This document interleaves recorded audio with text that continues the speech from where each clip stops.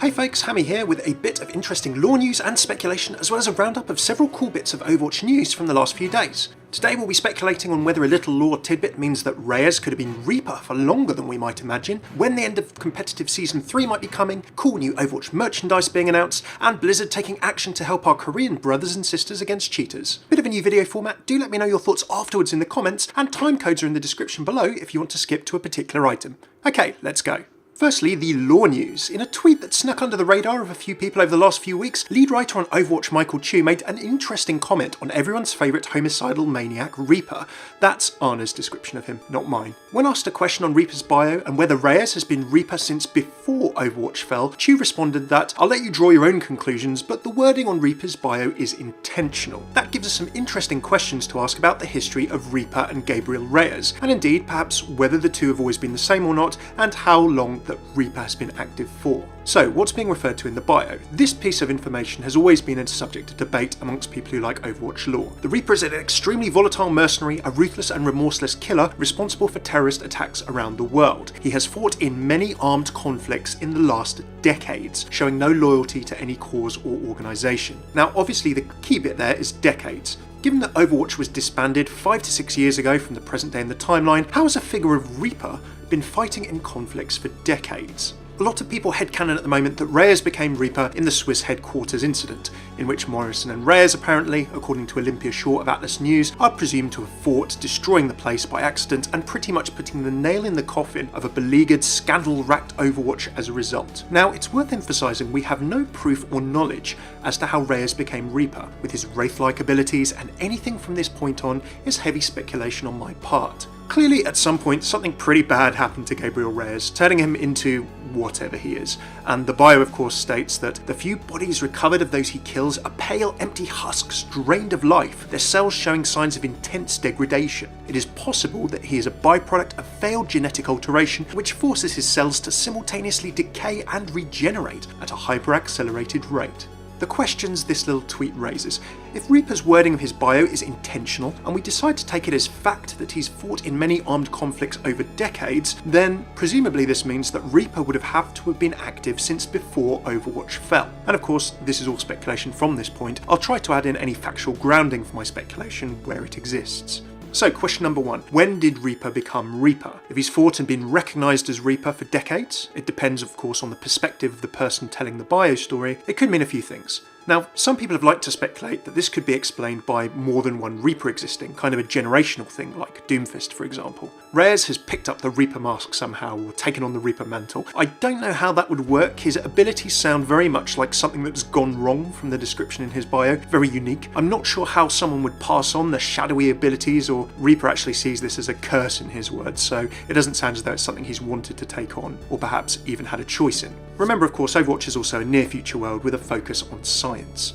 It would have to be some pretty Green Goblin-style stuff or otherwise going on for Reaper to have had this inflicted on him, but I'm sure you comic book fans can give me some better ideas. I'd be more inclined to go with another question or theory. Maybe Reyes became Reaper before the Swiss headquarters incident, and that raises even more questions. How did this happen? Did Overwatch know about it? Did they even try to help him if they did, or not? The Old Soldiers comic may give us some context if not direct clues. Given Anna's surprised reaction here when she sees Gabriel's face, she didn't know about Reaper's transformation, and if Old Soldiers is anything to go by, this was a big surprise to her. Now remember of course that Anna disappeared off the radar, presumed dead, towards the very end of Overwatch's history. She served late into her 50s. Remember that Reinhardt was retired in his late 50s mandatorily for being too old. Reaper has been stated to be a pretty unreliable narrator. He's bent on revenge, murdering ex-Overwatch agents, working as a terrorist and similar. So perhaps he's not in the most balanced state of mind. We can't take everything he says as fact. But he does say to Anna, "He did this to me, they left me to suffer." And I do feel that that's interesting context. So how did Reaper become Reaper? We know nothing about the method, but we can perhaps guess at the circumstances.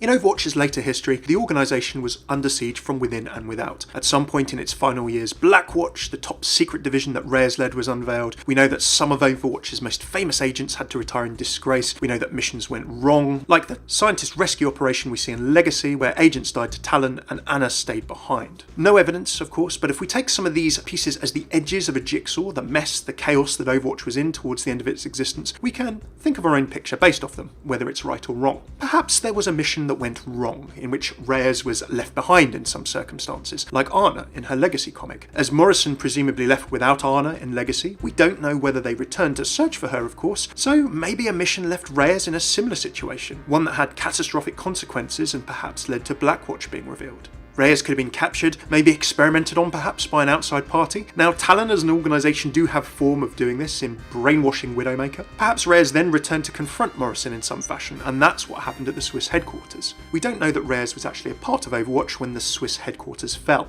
On the other side of the coin, if you don't think Reaper's state was caused by an outside party or event other than Overwatch, or Overwatch didn't know about his Reaper condition during its existence, there aren't a huge amount of choices left. Either Overwatch believed he was dead, like they did Amélie Lacroix. Ana didn't, for example, know that she was alive when she saw her as Widowmaker, or Overwatch would have had to have been involved in some way in his Reaper state. Now, of course, this opens the experimentation or amoral door, where Reyes' Reaper activities over decades were either sanctioned by Overwatch, perhaps as Blackwatch activity, or his form was known about, and Overwatch did nothing to stop it. That's pretty dark as a storyline. I'm not a fan of it at the moment personally theory-wise, and of course any theory at the moment, any factual evidence we have to support theories is very slim, but honestly we don't have proof for or against it right now. So like many things, it's headcanon, theory and speculation territory until proven otherwise. What do you think of this Reaper bio fact? Is it a good basis for speculation to assume that Reaper's been active for decades and before Overwatch's fall? Do let me know your theories and thoughts in the comments. Okay, on to some other news. Quick update for you folks who are big into competitive, start planning if you haven't already for the end of Season 3. Jeff Kaplan took to the forums a few days back to mention that seasons end 1 week before the start of the month when somebody asked, so we should probably expect the same here. But our blog is being repaired and I'm sure we'll hear some news soon, given that the PTR updated yesterday and Year of the Rooster has now been patched out. Remember of course that Tuesday is a typical Overwatch patch day. With Jeff's post, I'd expect perhaps that Season 3 will end next Tuesday, the 21st of February, or at some point early next week. That gives a week of off-season, and I think we could also see at the same time the introduction then of the PTR changes, including our buffed self-repairing Bastion, who flanks, could attack and defend. There may well be Bastion replacing Soldier 76 in the meta incoming. You've been warned. Anyway, that week of off-season with the new Bastion changes for us to get used to could then perhaps lead to Season 4 being launched in early March. What do you reckon? What golden weapons will you be buying at the end of this season, if any? I've not done as much competitive this season as I'd like, so I don't think I've got quite enough for another weapon, but I'll have to see. Do let me know what you're going to be grabbing in the comments.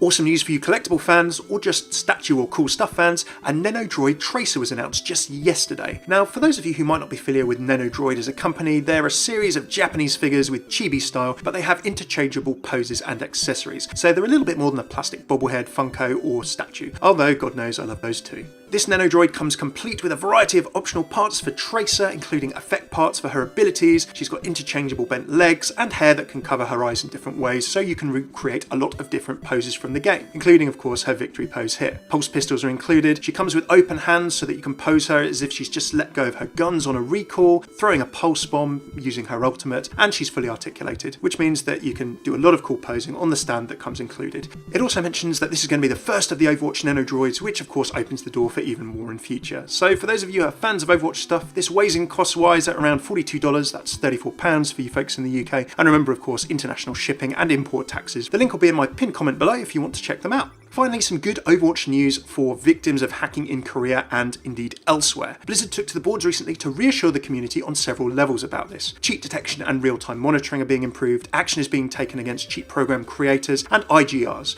Now, IGRs, for those of you who don't know the acronym, PC bangs, LAN centers, internet gaming rooms, generally a big thing in Korea. Some of these apparently provide VPN services that are used to spoof people's geographic location, and that's kind of useful when they're trying to hack. The big piece of news is that foreign Battle.net accounts without an Overwatch license can at the moment access the game in LAN centers. In Korea, this is a specific relationship that Blizzard have where they provide multiple game licenses to PC bangs or LAN centers so that people can come, they can pay to play, and they don't have to buy their own copy of the game. What would happen was that hackers in Korea, for example, would make USA or other foreign to Korea Battle.net accounts as a throwaway. If you're playing Overwatch in a Korean PC bang, creating a USA throwaway account meant that you could basically hack, and if it got banned, you could just create another one without any consequence to yourself. However, from 2 days time on, Blizzard are going to be adjusting the Battle.net account policy so that only players with valid game licenses in their Battle.net home region can play Overwatch in Korea. So why is this a big deal for Overwatch players around the world in general? Well, for the future health of Overwatch, it's good for Overwatch to be healthy in Korea. Korea, of course, really kind of the birthplace or spiritual home of organised modern esports in many ways, and Blizzard of course has history with Korea back to the competitive StarCraft Brood War of the early 2000s, which of course was one of the big things that kicked off the rise of esports in general.